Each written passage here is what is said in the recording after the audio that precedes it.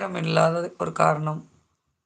வேலைக்கு போயிட்டு வந்து டயர்ட்ல, ஓகே இன்னைக்கு ஹோட்டல்ல வாங்கி சாப்பிட்டுக்கலாம் அப்படின்ட்டு, ஒரு ஹோட்டல்ல ஏதோ ஒரு உணவு வாங்கி அவங்க அன்னைக்கு கதைய முடிச்சிடலாம் அப்படின்னு முடிவுக்கு வந்துடுறாங்க.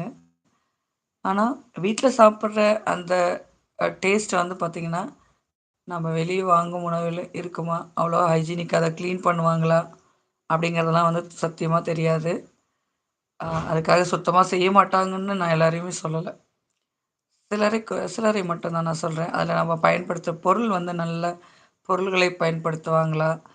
அதை வந்து நம்ம வீட்ல வந்து சமைக்கிறா போல சமைப்பாங்களான்றதெல்லாம் தெரியல. சிலர்லாம் எப்படி வீட்டு உணவுக்கு அடிக்ட்டோ, அதுபோல சிலர் வந்து ஹோட்டல் உணவுக்கு அடிக்ட்டா இருப்பாங்க. இல்லையா?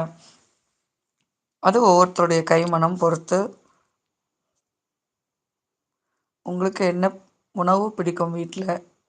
உங்க வீட்ல என்ன சமைச்சா ரொம்ப பிடிக்கும்ன்றது தான் இன்னைக்கு என்னுடைய கேள்வி. லைக் போட்டிருக்காங்க. யார் போட்டிருக்காங்க அப்படின்னு தெரியல. ஹாய். உங்களுக்கு பிடித்த உணவு என்ன? நான்வெஜ்ஜா? வெஜ்ஜா? அது வீட்டு உணவா? ஹோட்டல் உணவா? இதுதான் இன்னைக்கு என்னுடைய கேள்வி.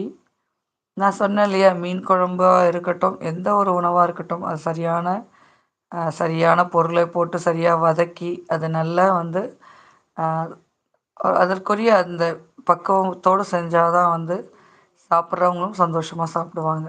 இல்லையா?